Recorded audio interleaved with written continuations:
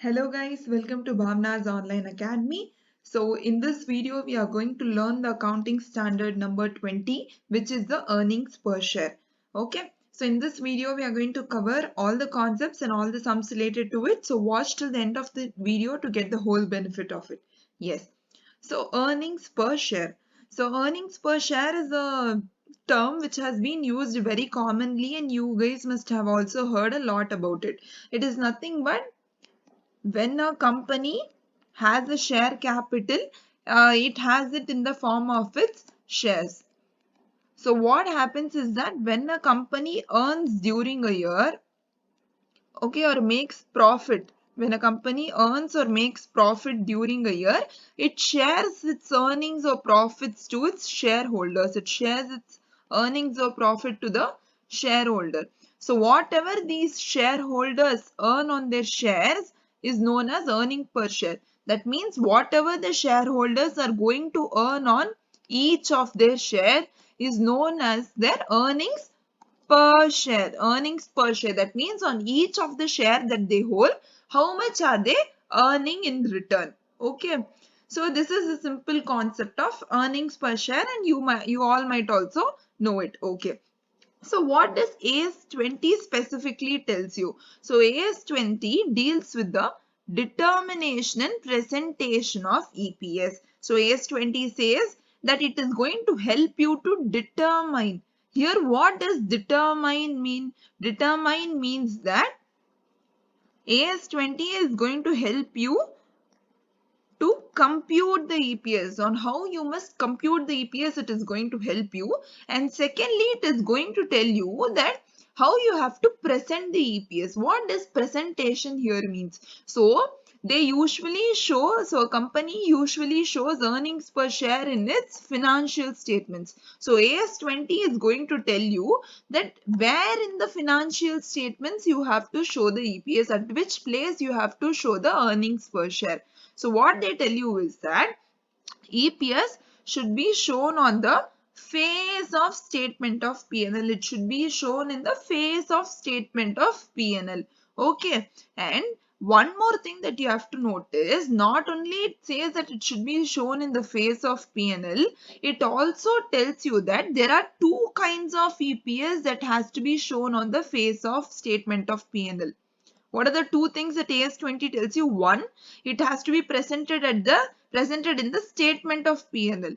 Second thing what it tells you is there is not only one kind of EPS that you have to show in your P&L account. There are two kinds of P&L that you have, two kinds of earnings per share that you have to show in your P&L account. Now, what are the two types of earnings per share is what we are going to discuss throughout the AS20. Okay. So, first let me show you a profit and loss account. So this is like a screenshot of the profit and loss account of Reliance Industries. Okay. So here as you can see, once they have found out the income for the year or the profit for the year, what they have did is that they have shown, see, earnings per equity share. So they have shown EPS here. Okay, and as you can see here, they have shown two kinds of earnings per share here. One is known as the basic earning per share and the other one is known as the diluted earning per share. So as I told you, both the things have been fulfilled here. Presentation aspects have been fulfilled here. The first presentation aspect was that it should be shown in the statement of P&L, which is shown here. And the second, two kinds of EPS must be presented. So here both the kinds of EPS have been presented, basic also, diluted also. Okay, yes. So let's move on to the next concept. Yes. So I've already told you what are the two kinds of EPS. The first kind of EPS is basic EPS and the second kind of EPS is diluted EPS. So this is the most important, or the primary focus will be on these both only on AS20. First is basic EPS and the second one is diluted EPS.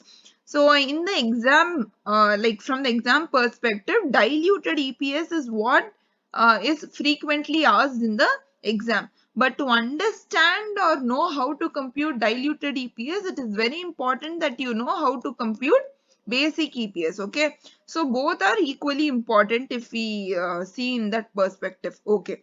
So first we are going to start with basic EPS. Okay. So generally, how do you find out earnings per share? How do you normally, okay, find out? Just forget the word basic here. How do you normally find out earnings per share? So earnings per share is nothing but what the company has earned during the year divided by number of shares or total number of shares. Like total earnings by total number of shares, if you do, you will get what is the earning per share. Okay, so this is how you normally find out EPS. But when you are going to find out something known as basic EPS, there are a few things that you would need to take into consideration when you find out the numerator and as well as when you find out the denominator. So what we are going to first do is that we are going to start from the numerator part. We are going to see what are the things that you have to take into consideration when you find out the numerator. Okay. So if you see here, while you find out basic EPS, in the numerator, it is not only earnings. It is not only earnings, but here what I have written is earnings attributable to equity shareholders alone. Earnings which are attributable to equity shareholders alone. So basic EPS, whenever you find out, remember that in the numerator, it is not earnings, it is earnings attributable to equity shareholders. So now how are you going to find out what is the earnings attributable to equity shareholders? Is that whatever profit after tax you get, from that you have to remove from that you have to reduce or remove whatever is attributable to preference shareholders. So if you remove whatever is attributable to preference shareholders, whatever is going to be remaining is going to be attributable to equity shareholders only. So what you have to do is that profit after tax minus preference dividend and minus CDT on preference dividend, or we can say corporate dividend tax on preference dividend. Okay, so if you reduce these both, you will find out what is the what is the earnings which is attributable to equity shareholders. So let's say this again: profit after tax minus preference dividend minus CDT on preference dividend or corporate dividend tax on preference dividend. Now let's see this with the help of the example. Okay, so example number 1. So they tell you that profit before income and tax in profit before interest and tax is 150, interest is 50, so you get a profit before tax of 100. Now from profit before tax of 100, you deduct a tax at 30%, which is 30, and you are left with the profit of 70. From this profit of 70, there are a few appropriations that need to be made. From this, you have to set aside a general reserve of 15, mandatory reserve of 5, equity dividend of 20, preference dividend of 10, and you have to also pay a CDT of 3, corporate dividend tax of 3. This all the appropriations come for a total of 53, and if you reduce 70 minus 53, you are finally left with a profit after tax or profit after appropriations of 17. Okay, so now what you have to do is you have to find out what is the numerator or what is the earnings attributable to equity shareholders. Okay, so find this out and tell me. Like, you can pause the video for a minute, you can compute what is the earnings available to attributable to equity shareholders and then verify. Okay, so you can pause the video. Okay, fine. So I hope you would have computed what is earnings attributable to equity shareholders. Let me see if that is right. Okay, you can check if it is right. Okay. So until this 70, everybody knows that this is attributable to both equity shareholders and preference shareholders. Correct. So now from this, what did I tell you is that, 1 minute. Yeah. So this is the profit after tax. So from this, what I told you is that whatever is attributable to preference shareholders, remove that alone, and whatever will be left will be attributable to equity shareholders. So now let's see all the appropriations one by one and decide which needs to be deducted and which needs to remain. Okay, so first let's start with general reserve. So general reserve of 15 or any reserve for that, say mandatory reserve, let it be this general reserve and mandatory reserve, these both belong to the equity shareholders of the company only. All the reserves of the company belong to the owners of the company only. So this can stay.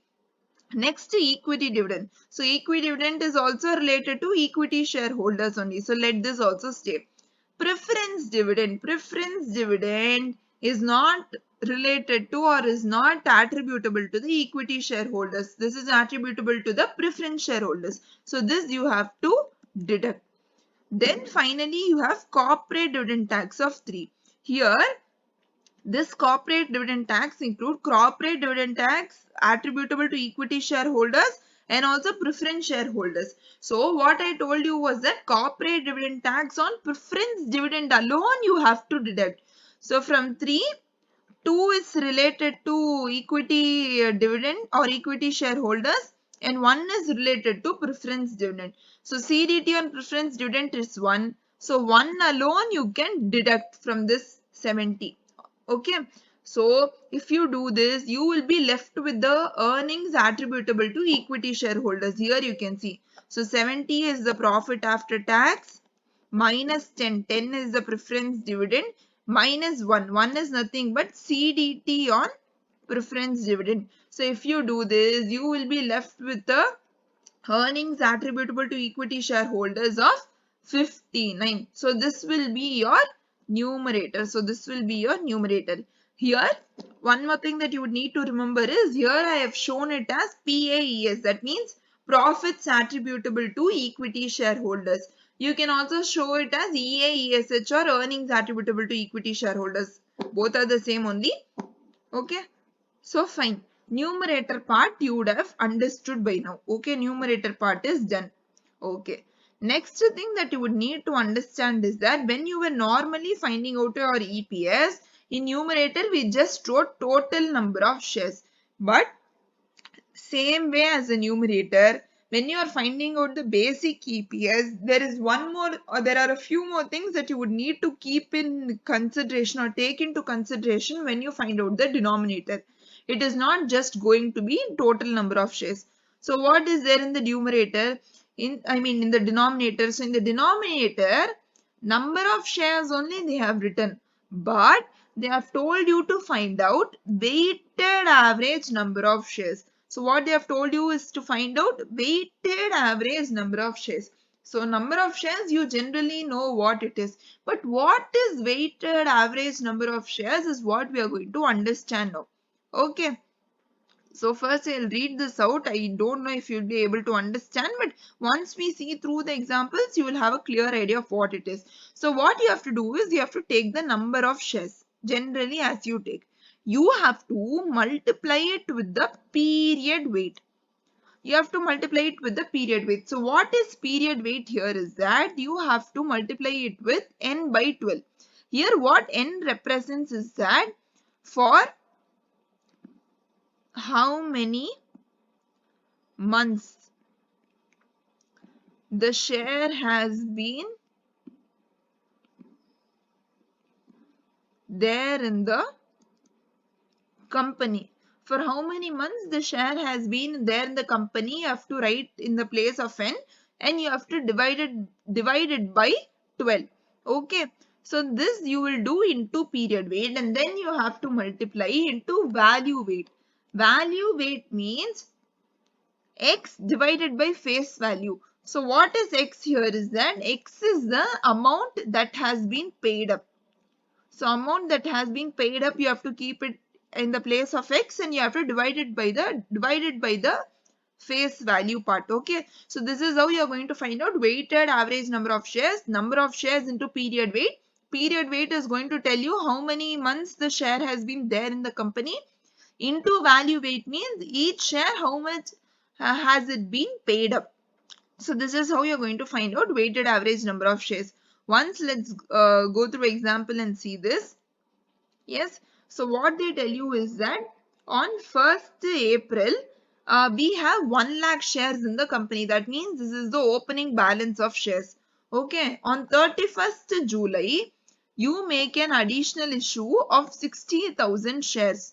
Okay, and then on 1st February, you again make an additional issue of 30,000 shares. So by the year end, that is by 31st March 2022, in our company, there is a total of 1 lakh plus 60,000 plus 30,000, 1 lakh 90,000 shares. If this was a normal EPS, what we would have done? We would have directly taken this 1,90,000 shares as it is the total number of shares, and we would have put it in the denominator part.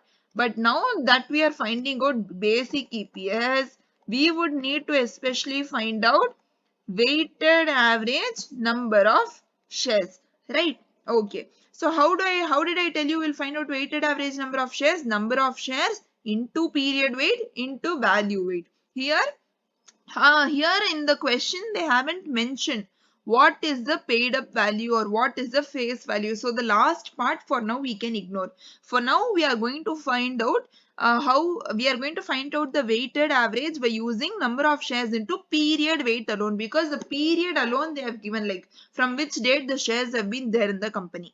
So let's start.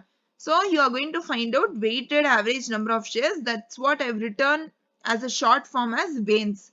Weighted average number of equity shares. Okay. Yes. So first let's start with this 1 lakh shares. So this 1 lakh shares, it has been there in the company from 1st April itself. So right from 1st April to 31st March, for all 12 months it has been there in the company. So you do into 12 by 12. So 1 lakh into 12 by 12 is 1 lakh. Then next you take 60,000 shares. So 60,000 shares have been there in the company from 31st July. So from 31st July to 31st March you have to see. So what is 31st July from 31st March? It is 8 months. So for 8 months, the 60,000 shares have been there in the company, and divide by 12 you have to do. So 60,000 into 8 by 12 is 40,000. Then next 30,000 additional issue. So 30,000, yes. So 30,000 shares have been there in the company from 1st February.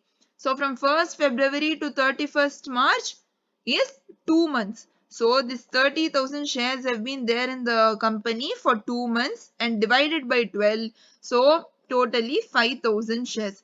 So 1 lakh plus 40,000 plus 5,000. So the weighted average number of shares is 1 lakh 45,000 shares. So instead of writing 1,90,000 shares in the denominator, you are going to write weighted average number of shares. In denominator, you have to write 1,45,000 shares. You have to write 1,45,000 shares. Okay. So I hope until this everything is clear. So period weight, I hope it is clear to you. Now let's concentrate on what is value weight.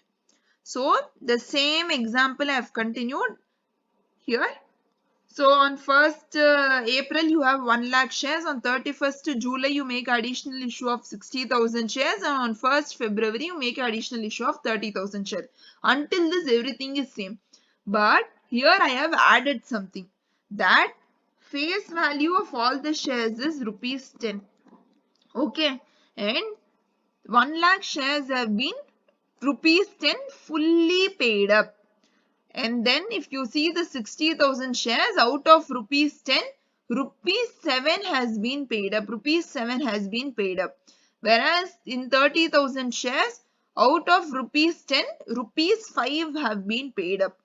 So, okay. So now you have known how much is paid up in the shares. Okay. So what you have to do is the same way. So until this part, I will not explain you like how we got the number of shares and period weight. What we are going to concentrate is only on how you got the paid up weight. So this 1 lakh shares have been fully paid up. That means the face value is 10 and the paid up value is also totally 10. So you can do 1 lakh into 12 by 12 into 10 by 10. So you will get 1 lakh shares. Next to the 60,000 shares, what they tell you is that it has been paid up.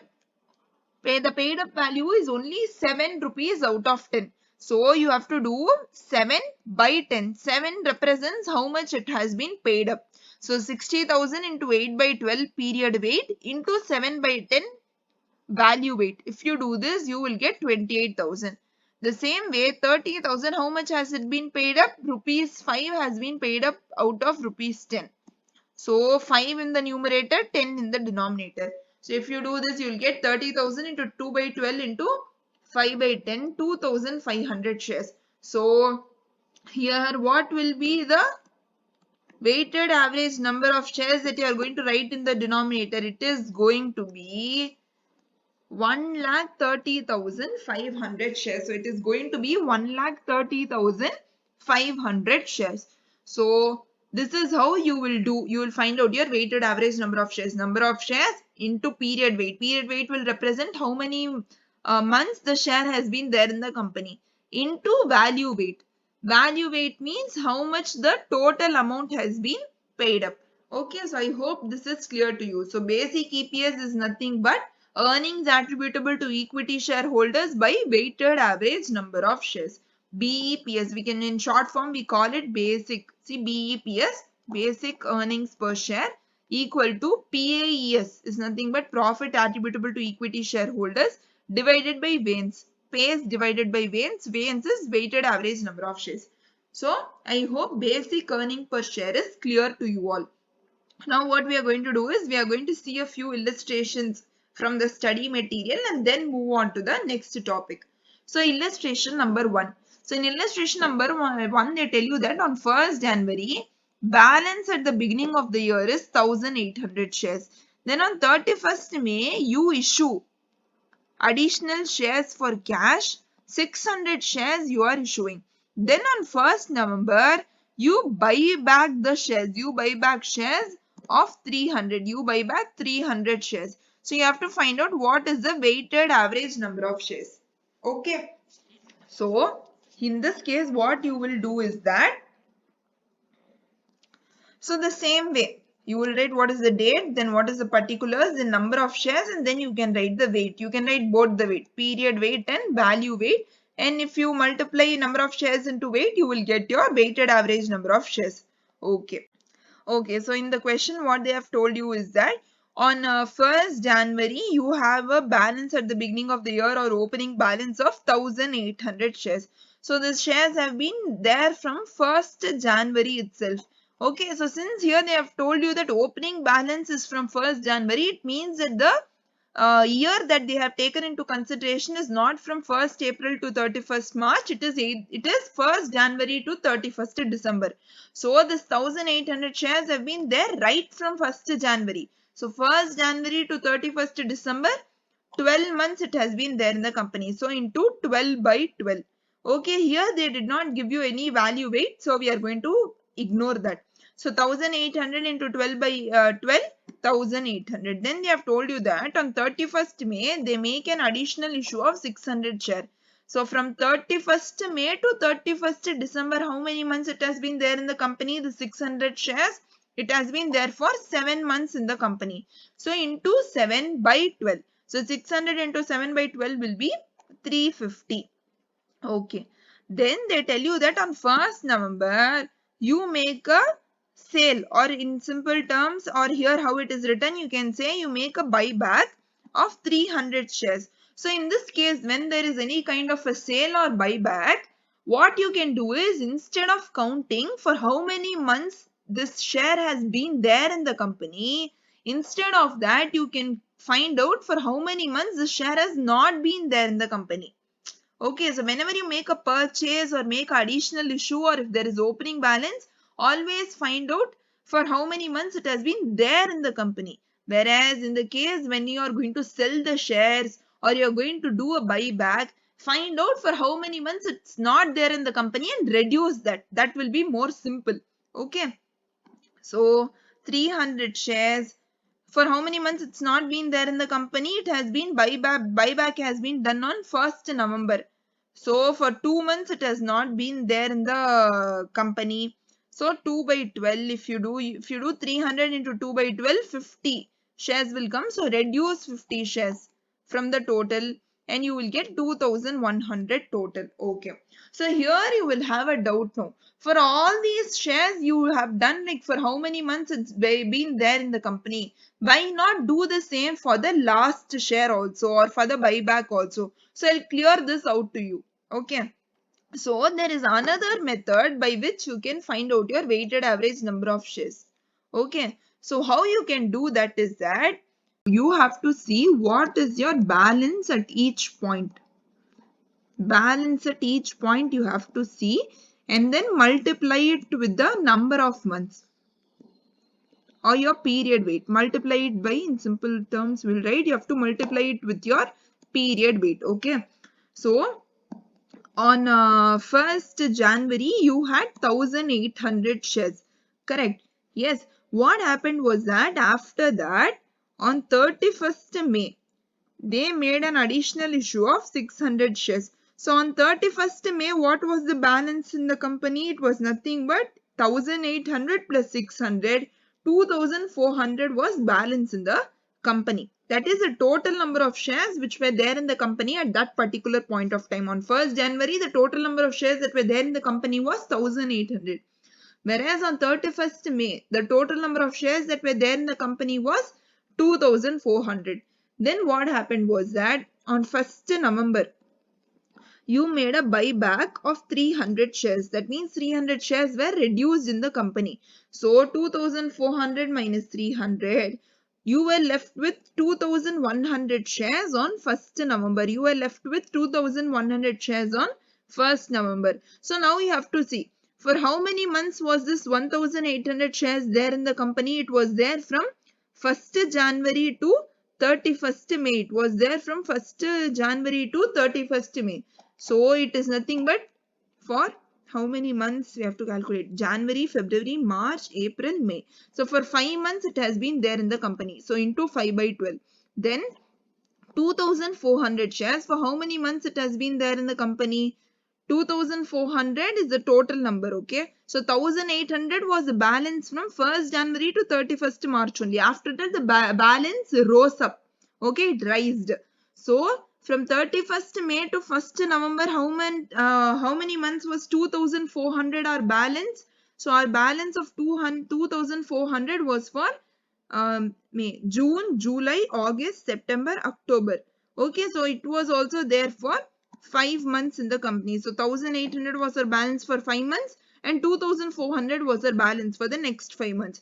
After which, for the last 2 months, November and December, our balance was 2100. So it will be into 2 by 12. Now if you do this, you will get the answer of 2100 shares. Okay, you will get the answer of 2100 shares. So now here you could see that when we deducted 300 shares, I did not take for how many months it was not there in the company. Rather, I took for how many months it was there in the company only. Okay, so this is one method by which you could find out, and this is the other method. I usually prefer that you find out by this method only because it's more simpler. Yes, in case if it is sold now, you can directly deduct it.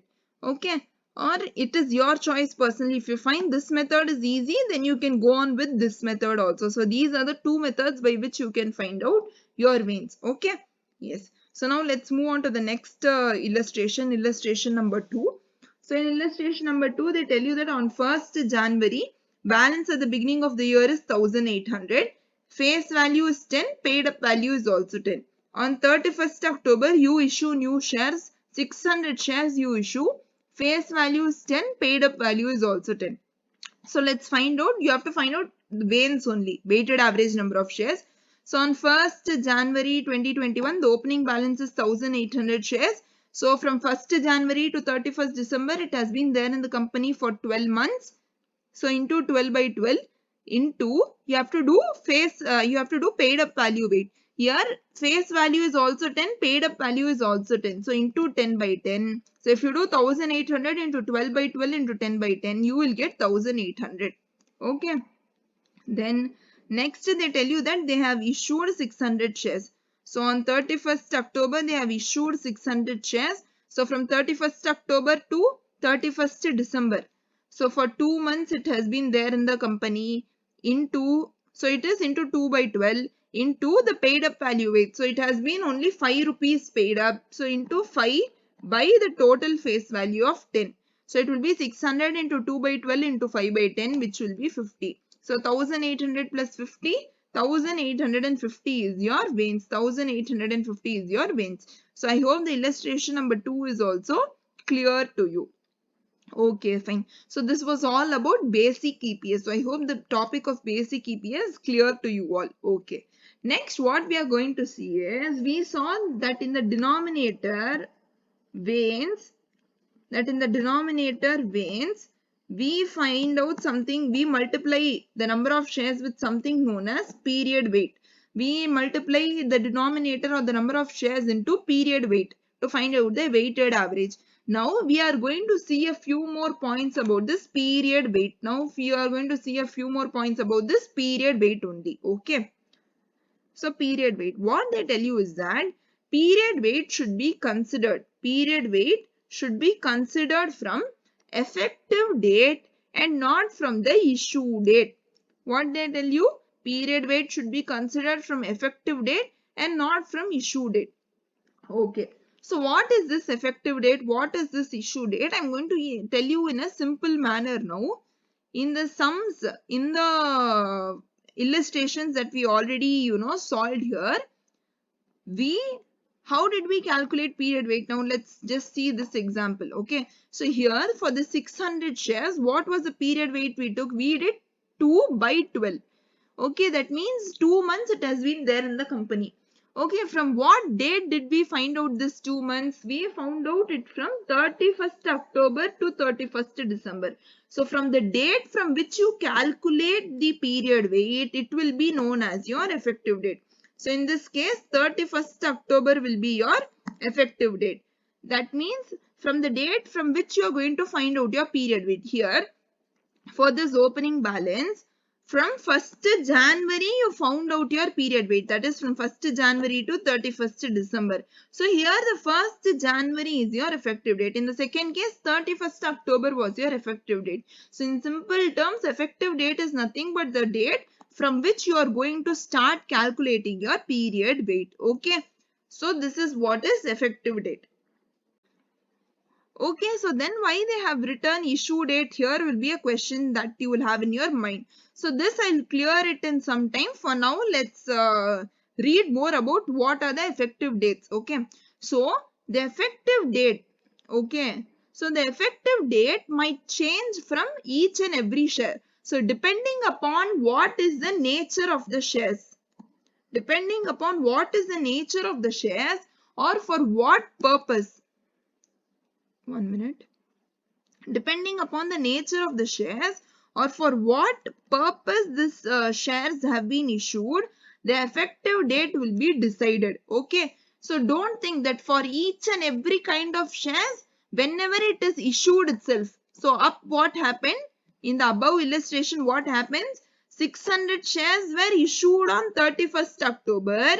And we took effective date also as 31st October and started calculating our period weight from it. I'll repeat again. In this example, here they have told you that they have issued shares, 600 shares they have issued on 31st October. And so the issue date here is 31st October. So the issue date here is 31st October. Okay. And when we were calculating our period weight also, we took our effective date. We took our effective date also from 31st October only. We took our effective date from 31st October only. But it is not important that for all kinds of shares, the issue date and effective date will be same. It is not important that for all kinds of shares, the issue date and effective date should be the same. For some shares, the issue date might be different and effective date might be different. Okay. So for a few shares, the effective date might be after the issue date. For few shares, the effective date might be before the issue date. So for which kind of share, what will be the effective date is what we are going to understand now. Okay. So here on the left hand side, under shares issued, I have written for what purpose the shares have been issued and under effective date I have written that from which date, irrespective of whenever it is issued, from which date will you start calculating your period weight, or what will be your effective date. Okay, so shares which have been issued for cash. So what does shares issued for cash means here? That here it means that if there is a person and this is the company, so the company has issued shares to this person, and in the return for those shares which have been issued to the person, he has paid whatever the value of the shares is there, he has paid it in cash only. So in case if he has paid it in cash, then that means the shares have been issued for cash. So effective date will be from the date on which the cash was receivable. From the date on which the cash was receivable, you will start calculating it as your effective date. Okay. Next is shared issued for services. That means if the company has given shares to the individual, and in return, rather than paying the shares, or in return rather than paying in cash, what he has done is for these shares that he has received, he has rendered some services. Okay. So, if the share has been issued for services, then in such case, your effective date will be the date on which the services were rendered. Next, shares issued for purchase of asset. Okay. So, what you have done is you have gone to a shop and you have purchased, the company went to a shop and they have purchased the asset for the company. Now, instead of paying the shopkeeper in cash, what they tell is don't take cash. Rather, you can take our company share itself. So, when they purchased an asset, they issued the company shares. So, if the shares are issued for purchase of the asset, the effective date will be the date of purchase of asset. The same way, shares issued for conversion of debt. Conversion of debt means what will happen here is that you would have seen convertible debt. That means after a point of time, this debt will be converted into equity shares. If there is a debt of 1 lakh in the company, what the company will do is this 1 lakh they will convert into equity shares. So when this conversion is happening or conversion of debt happens, you are going to issue equity shares, right? So these kind of shares, when they are issued, the effective date, you have to take it as the date of conversion. You have to take it as the date of conversion. Next, shares issued for amalgamation. So, if the shares are issued for amalgamation, that means when two companies are amalgamating and they are issuing shares, if it is in the nature of purchase, you can take the effective date as date of amalgamation itself. But if the shares have been issued for amalgamation and the amalgamation is in nature of merger, in such case, you have to take the first day of current reporting period. First day of current reporting period. Date of amalgamation, you understood. That means if the firm is amalgamating on 31st August, you will take your effective date as 31st August. But now, here in the second case, in the case of merger, what they are saying is, even though the amalgamation has happened on 31st August, you will not take this. You have to take first day of current reporting period. So what is first day of current reporting period is, in case amalgamation has happened on 31st August 2021. Okay. So what is the current reporting period? Current reporting period is nothing but your current financial year. So what is your current financial year? So your current financial year will be 2021 to 2022. Correct. So what you have to do is you have to take the first day of current reporting period. So what is the first day of this financial year of 2021-2022? It is nothing but 1st April 2021. So instead of starting to calculate from 31st August 2021, which is your amalgamation date, you have to instead start calculating your period weight, or your effective date will be the first day of current reporting period. That is nothing but 1st April 2021. And in case the shares have been issued as bonus, your effective date will be first day of previous reporting period. First day of previous reporting period means if the bonus issue has been made on suppose 10th, we'll take 10th May 2021. If the bonus issue has been made on 10th May 2021, your effective date will not be the issue date of bonus. your effective date will not be the issue date of bonus. Rather, it will be first day of previous reporting period. So first find out what is current reporting period. Current reporting period is 2021 to 2022. What will be the previous reporting period? 2020 to 2021. So first day of previous reporting period. That means previous reporting period. What is the first date? It is 1st April 2020. Okay. So from 1st April 2020 will be your effective date. Okay. So I hope you would have understood all of these. Let's just quickly go through it. If it is for cash, then cash receivable. If it is for services, then the date on which services were rendered. If it is purchase of asset, then at the date of purchase of asset. If it is the conversion of debt, then at the date of conversion itself. If the amalgamation is in nature of purchase, then date of amalgamation itself. Until this, everything is on the same date only. But for the last two only, it is different. That is amalgamation in the nature of merger. It will be first day of current reporting period. Whereas for bonus issue, the effective date will be first date of previous reporting period. Okay. So I hope all of this is clear to you. Like from which date you have to take the effective date. All this logic and all, I will see if in the end, if the time permits, I'll explain this to you. Okay. And so usually in the exam, related to this, the questions are not asked, and in your study material also, there is no question related to this. Okay, like specifically only a question only dedicated to this you will not get. But in a whole question where you have to find basic EPS or diluted EPS, this will come as a component in the question. This will come as a component in the question. So a specifically dedicated question for this topic you don't have, but here I myself have like made a question for this. So we'll see this question, but in the exam, remember, it will only come as a component. So it is very important that you know this also, because this will be this will play a role when you find out the period weight in the question. Okay. Yes. So let's see the question. So find out the weighted average number of shares from the following information. So this period weight is related to your denominator part only. Okay. So this period or the effective date will only affect your denominator or your period weight. Okay. So numerator, there will be no effect. Okay, fine. So in this question, they have told you to find out the denominator, that is your veins. They have told you to find out veins. Okay. So they have given you date, they have given you a few transactions, and they have given the number of shares related to it. Okay. What they have told you, that all shares have equal rights and are fully paid. So if all the shares are fully paid, then you don't need to see paid up value weight itself. Okay. Yes. So that's it. And they have told you that the rights issue made never had any bonus element. So important line this is. The rights issue made never had any bonus element. So in this question, I'm not going to tell you what is the importance of this line, but our next topic is related to this line only.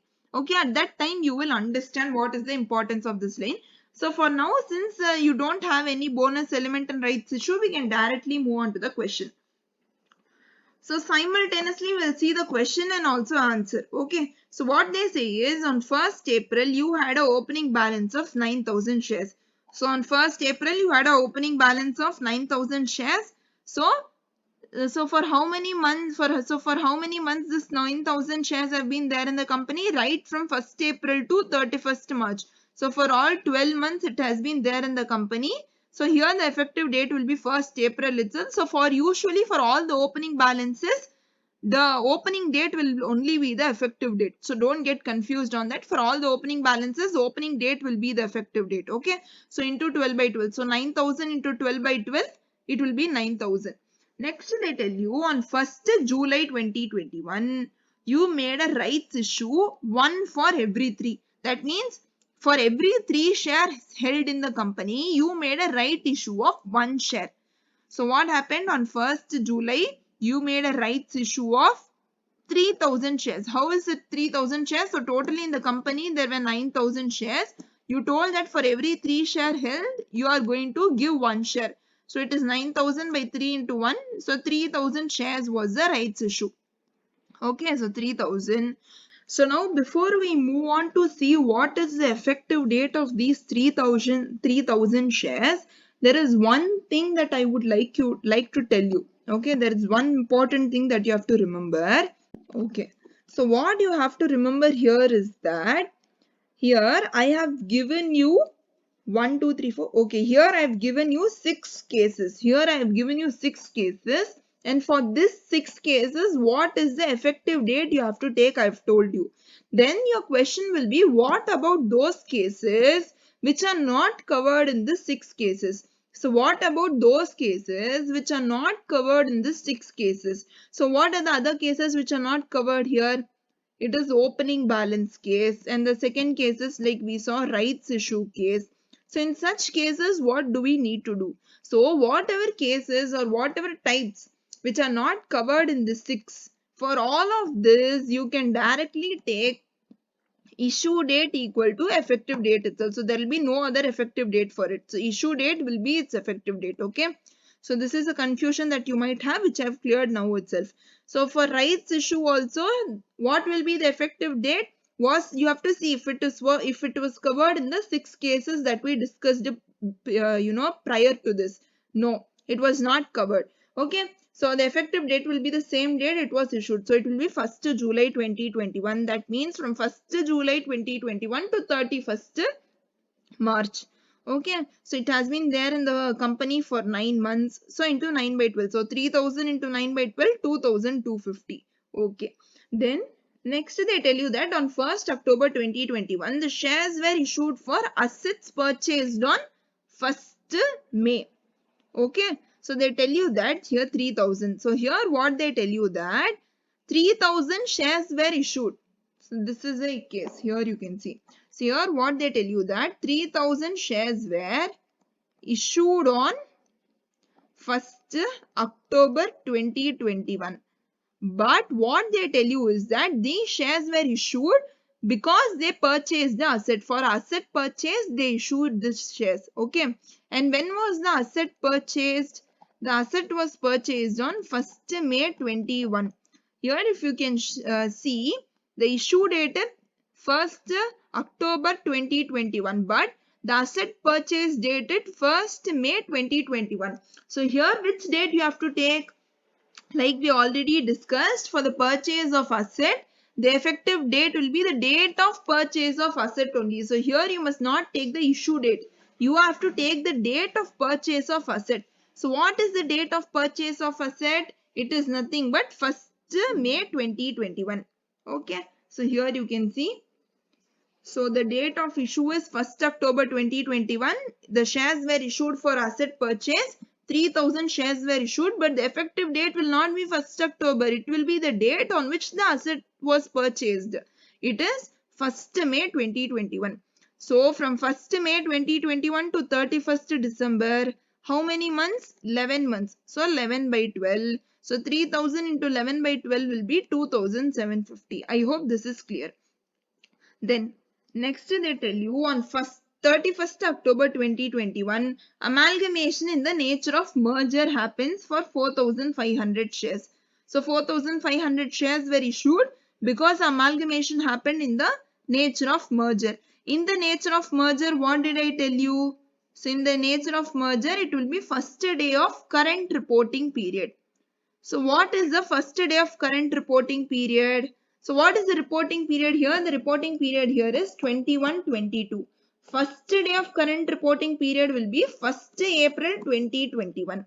So you have to take effective date as 1st April 2021. So 31st October 21 was the issue date. So amalgamation happened in the nature of merger for 4500 shares. So what will be the effective date here? The effective date will be the first day of current reporting period. So it is 1st April 2021. So what will be the period wait then? 1st April 2021 to 31st December. So it is going to be 12 months. So 12 by 12. So 4000 into 12 by 12 will be 4500 shares. Then finally you have on 1st February, amalgamation in nature of purchase happened 1200 shares. So amalgamation in the nature of purchase means on the date of amalgamation itself, you can take it as an effective date. So the issue date here is 1st February 2022. Particulars is amalgamation in nature of purchase. Number of shares is 1200. Effective date will be the same date as that of the amalgamation. So it is 1st February 2022 itself. It is nothing but, so what will be the period weight from 1st February to 31st March? So 2 months, so 2 by 12. So 1200 into 2 by 12 will be 200. So the total weight, so the denominator will be nothing but 18,700 shares. So it will be 18,700 shares. So I hope this topic of period weight is also clear to you all. So I hope this topic of period weight is also clear to you all. So like I already told you, I said that see this concept of period weight or this concept of effective date, importantly effective date, it will not come as a separate question. It will come as a component in the same question itself. It will come as a component in a single question itself. Okay, separate question for that will not be asked. Illustration 3 is an example for it. So illustration 3 is a very good example for that, like how questions in the exam will be asked in relation to this effective date. Okay, so let's see. So illustration number 3. So illustration number 3, so what they have told you is that net profit for the year, we'll keep this as 2001. Okay, so net profit for the year 2001 was 18 lakh. Then net profit for the year 2002 was 60 lakh rupees. So what they tell is that in the first year the net profit was 18 lakh and in the second year the net profit was 60 lakh. Okay. Number of equity shares outstanding until 30th September 2002. So up to 30th September 2002, they had 20 lakh equity shares in their company. Okay. Bonus issue on 1st October 2002 was 2 equity share for each equity share outstanding at 30th September 2002. So here what they tell you is that, so how many ever shares were outstanding on 30th September 2002, for each share held in the company, they issued 2 extra shares or 2 bonus shares to each person. That means until 30th September 2002, there were 20 lakh equity shares in the company. For 20 lakh for each share, if they issued 2, that means 20 lakh into 2, they issued extra 40 lakh shares or they issued 40 lakh bonus shares in the company on 1st October 2002. Okay. So now they have told us to calculate basic earnings per share. Okay. So basic earnings per share is nothing but PACE, that is profit attributable to equity shareholder by VANS, weighted average number of equity shares. Okay. So here the basic earnings per share, since they have not only mentioned a single year, we are going to find it out for both the years. Okay. So first we are going to find it for 2001.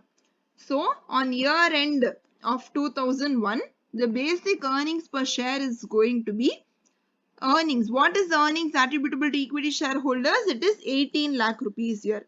So 18 lakh divided by VANS, weighted average number of shares. So what is the number of shares that was there in the company on the year end of 2001? On the year end of 2001, there were 20 lakh shares in the company. How is it 20 lakh? Because what they told in the question was up to 30th September 2002. Up to 30th September 2002 means that from the start of the company till 30th September 2002, they only had 20 lakh shares in the company. So 20 lakh divided by 20 lakh. Here your question will be what about period weight and paid up value weight. So paid up value weight will not come here because in the question they did not mention anything about paid up value. So we can ignore that aspect. Whereas if we consider period weight, so period weight, we will see that for how many months the share has been there in the company. If you take the case of 20 lakh shares, since this was there from the company start itself, so it is considered that this 20 lakh shares would have been there for the whole year of 2001. So into 12 by 12. So 1st January 2001 to 31st December 2001. So for the whole year it would have been there. So 20 lakh into 12 by 12, it's the same 20 lakh only. So 18 lakh divided by 20 lakh is equal to 0.90. So your basic earning per share for the first year or 2001 is 0.90. Okay, fine. So we are going to find out for the year ended 2002. For the year ended 2002, what is the basic earning per share? So the same way you will do earnings by weighted average number of shares. What is the earning? The earning for the second year was 60 lakh rupees. So 60 lakh. So numerator, you understood why it is 60 lakh. Now let's move on to the denominator. In the denominator, you have to find out what is the weighted average number of shares. That is, you have to find out your variance. Okay. So variance is easy. Like how you know? You know that until 30th September, in your company, there were 20 lakh shares. Then after that, on 1st October, the company issued bonus shares, which were 40 lakh shares. Okay. So now you have to see for how much period this 20 lakh shares were there in the company, and then you have to see for how much period this 40 lakh shares have been there in the company. This 20 lakh shares, as mentioned in the question itself, it has been there from the period start itself. Okay. So this 20 lakh shares will be there for the whole year of 2002. That is right from the first day of 2002 to the last day of 2002. Okay. So for the whole 12 months, this 20 lakh was there in the company. So 20 lakh into 12 by 12. This is clear. Now let's move on to the next thing. So the next thing is on 1st October, you issued 40 lakh shares as bonus. You issued 40 lakh shares as bonus. Okay. So here the issue date is 1st October. So here the issue date is 1st October. But one thing that you would need to remember is that in the case of bonus, the issue date is not equal to the effective date. Okay. So this is one thing that you have to remember while you are calculating bonus. Then what is the effective date of bonus? Like I have already told, the effective date of bonus is the first day of previous reporting period. First day of previous reporting period. That means what will be the effective date if it is the first day of previous reporting period? First, what is the previous reporting period here? The previous reporting period is 2001. What is the first day of previous reporting period? It is nothing but 1st January 2001. It is nothing but 1st January 2001. Okay. So you will take your effective date of bonus on 1/1/2001. 1/1/2001. Then the next question that you are going to have is that if the effective date is 1/1/2001, then for how many months will we take the period weight? Because if you take the period weight in such case, it will be from 1/1/2001 to 31st December 2002. It will come for 24 months, right? So can we take the period weight as 24 months? The answer is no. You cannot take a period weight of 24 months. The maximum period weight that you can take is only 12 months. The maximum period weight you can take is only 12 months. Then what is the relevance if it only has to be 12 months? Why did we not say that it is from the first day of current reporting period? Okay, why did we say it is from the first day of previous reporting period? Because you have told me that you can only take 12 months. Means we could have taken first day of current reporting period itself. So first day of current reporting period to the last day of current reporting period, it would have been 12 months. Why did we take it as the first day of previous reporting period is a question you might have in your mind. Keep that question on hold. I'll explain you. For now, since we can only take a maximum of 12 months, we are going to take 40 lakh bonus shares into 12 by 12. So 20 lakh into 12 by 12 plus 40 lakh into 12 by 12 is going to be 60 lakh. Okay. So your variance is again 60 lakh. So basic earning per share for the year ended 2002 is 60 lakh by 60 lakh, which is 1 rupee. Okay. Now until this there will be no doubt. Okay. But one thing that you would need to remember is that the relevance of the previous reporting period that I told you. What is the relevance is that, so what you will do is in case of bonus, you will find something known as adjusted basic earning per share. Adjusted basic earning per share. Okay. So what you will do in adjusted basic earning per share is nothing but you will make use of the term first day of previous reporting period. So it means that the bonus has been there in the first day of previous reporting period itself. That means the basic earning per share of the previous reporting period will also change.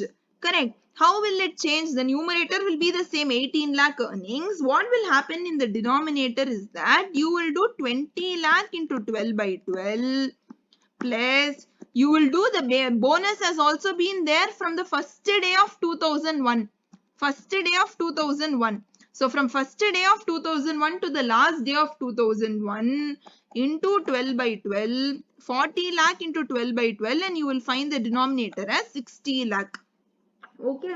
So what you will do is you will assume and find out something known as adjusted basic earning per share for 2001. Sorry, it's written wrong here. So adjusted basic earning per share for 2001. So what is adjusted basic earning per share of 2001? It is nothing but 20 lakh into 12 by 12 plus since we assume that the bonus has been there in the company from the first day of previous reporting period itself. That means for the whole year of 2001 also the bonus would have been there. So it will be 20 lakh into 12 by 12 plus 40 lakh into 12 by 12. So it is 60 lakh. So 18 lakh by 60 lakh. 0.30 would have been your adjusted basic earning per share. So now here you would have a doubt. Why are we finding out something known as basic earning per share, adjusted basic earning per share? Okay. So I'll tell you the logic now. Okay. So what happens is that why do you find out earnings per share? Why do you find out earnings per share? Earnings per share is found out to make comparison of your performance. It is found out to make comparison of how the company is performing. How the company is performing. Okay. So comparison. So how the company is performing, for that, for comparing, you take EPS as a ratio for it. Okay. So what I'm going to take is 2001 will take, 2002 will take. In 2001, suppose you had an earning of 10 lakh and in 2002 also you had an earning of 10 lakh only. There was no change in the earnings. But what happened was that in 2001, the number of shares that you had in the company was 5 lakh shares, whereas in the 2002 also the number of shares you had in the company was 5 lakh shares only. But what happened was that in the middle of the year, in the year mid or any time during the year, you made a bonus issue. You made a bonus issue of 2 lakh shares, or suppose you made a bonus issue of suppose 3 lakh shares. Okay. So what will happen is while you are calculating the earning per share of 2001, you will do earnings 10 lakh divided by number of shares 5 lakh and you will get it as 2 rupees. While you are calculating the earning for year 2002, earning per share for year 2002, you will do your earning is 10 lakh rupees divided by 5 lakh shares were there in the company for 12 months. Whereas this 3 lakh shares were there in the company for, again what you are going to do, since it is a bonus issue and the effective date is first day of previous reporting period. So this 3 lakh bonus shares will have also been there in the company for 12 months only. Okay, as per your effective date, this bonus shares have been there in the company for 12 months. Okay, so if you do 10 lakh plus 5 lakh into 12 by 12 plus 3 lakh into 12 by 12, it will be 10 lakh divided by 8 lakh, which will be 10 divided by 8. So it is going to be 1.25. So what is the earning per share here going to be? It is going to be 1.25. Now, if you take a closer look, what did I tell you EPS is used for? EPS is used for comparing the performance of the company. Here what has happened? Here if you see in 2001 your earning per share was 2. In 2002 your earning per share was 1.25. Now if any normal person sees this, what is he going to think? What is he or she going to think? They are going to think that in 2001 the company performed better because it had an earning per share of 2 rupees. Whereas in 2002, the company did not perform that well, due to which the earning per share had reduced by 0.75 and is now 1.25 only. So what will they think? That the performance of the company has deteriorated. Now, Performance means related factors, earnings and everything has deteriorated in the company. But if you see in actual terms, both the year the company has made a profit of 10 lakh only. There is no change in the performance of the company. But if you see the earning per share, you will feel like the performance of the company has been deteriorated. So now to solve that problem, what they told was that, let's solve this problem. And what they told was that, so whenever you're going to show your EPS in 2002, you will not only show the current year EPS, but you will also show something known as adjusted EPS, which will be of your previous year. What is this adjusted EPS going to do is that it is going to show a different EPS than your previous year. Okay, so now I'll ask you a question here. What is the reason you think that this EPS in the company has been deteriorated? The only reason why the EPS has gone down is because the denominator was more. Because we added 3 lakh shares as a bonus in the second year. That's the only reason why the EPS has come down. Okay, but this 2 lakh with this 3 lakh bonus shares, what has happened is that it did not make any difference to the company itself. Okay, this 3 lakh shares did not bring any money into the company. Okay, it did not bring any resources or any money into the company. Okay, they were just normal shares. Okay, they did not bring any money to the company. In case if this 3 lakh shares would have brought in some money into the company, and if we did not perform better even using that money, or even after even having extra resources or extra money, then in such case that would have been a deterioration in performance, because by issuing 3 lakh shares you also got money, and with that money you were not able to perform better, then that's a question mark on the firm only. But in this case, this 3 lakh shares did not bring in any resources or any money into the company. Okay, so there might be no change in the performance of the company itself. So what we are going to do is, we are going to find out adjusted EPS, in which we are going to tell that if in previous year the bonus shares has been issued, that if in the previous year if bonus shares have been issued, in such case what would have been the EPS. Okay, so if in the current year if it was 1.25, so if in the previous year also if the adjusted EPS or the bonus was there, then in such case it would have been 10 lakh earnings divided by 5 lakh plus what we take the effective date of bonus shares as first day of previous reporting period. That means for the previous reporting period also, for whole 12 months the bonus shares have been there. So 3 lakh into 12 by 12. So again it will be 10 lakh by 8 lakh. So this time the adjusted EPS will be 1.25. That means in the previous year also the EPS would have been the same.